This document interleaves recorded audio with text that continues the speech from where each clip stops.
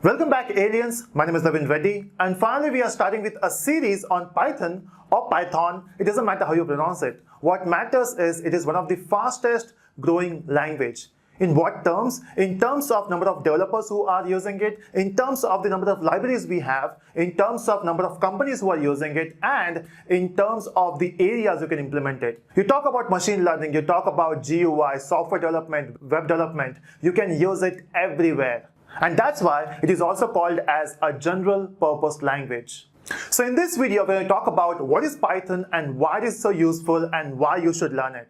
So what is Python? As I mentioned, Python is a programming language, of course, but it is also an interpreted, object-oriented, and high-level language. Now, does it mean you cannot do procedures here? You can. It also supports procedure-oriented programming as well as object-oriented. It depends upon your purpose, right? You can use it the way you want. But why Python is so famous? We have C, C++, Java, JavaScript, and still Python is famous?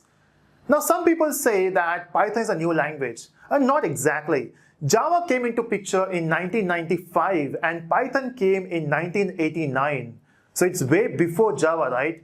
Now, so when Java came into picture, the enterprise market, everyone started using Java. But then Python was there, it was there for other people to use. Example, let's say if you want to learn a language for the first time, Python was there.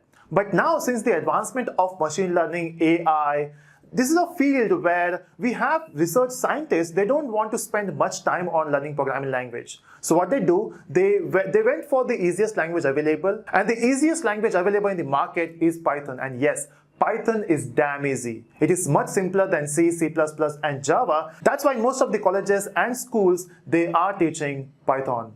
You might be thinking, which company uses Python? Now let us list those small companies who uses Python. We have Google, we have YouTube, we have Dropbox. So we can see we have all these companies who are using Python as a main language or as a support language. Example, let's say Google has so many features. Some of those features is coded in Python. Now, in the same way, we have this one of the big website called as Reddit. Reddit is today written in Python. Now let's focus on this name Python. In fact, when you talk about C, C++, Java, these names, they have some story, right? What about Python? Is just because this language looks like a snake? Not exactly. The author of Python, he's a big fan of a British comedy movie called as Monty Python's Flying Circus. And that's why he went with a name called as Python initially, and then when everyone liked it, he went for the same name. Now, can we learn Python? And the answer is yes. It is one of the easiest languages to learn, and even if you are from a non-technical background, you have not written any code, you can start with Python. What if I say Python came into picture just to help those people who don't know how to write a code? In fact, children can learn Python. It's that easy. Now, Python has multiple versions. We have 1.x, we have 2.x, and we have 3.x. And of course, we should be learning 3.x, right? That means 2.x is not in the market. And the answer is no, the 2.x is still in the market. Because when 3.x came into picture, it was way different from 2.x. Normally what happens in programming language, when Java 8 came into picture, so it was backward compatible with Java 1.7. When Java 1.7 came into picture, it was backward compatible with 1.6.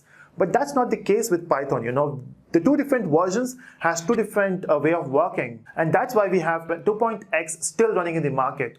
And it does have a support till 2020. So which one you should learn? Of course, 3.x, right? Because it is new and there will be a lot of features which you can work on. So that's the introduction from this video. In the next video, we'll talk about how to install Python, how to work with different stuff. And in the entire series, you will enjoy this language. So I hope you will be watching this series. Let me know in the comment section and do click the like button if you're enjoying it. Thanks for watching, everyone. Bye-bye.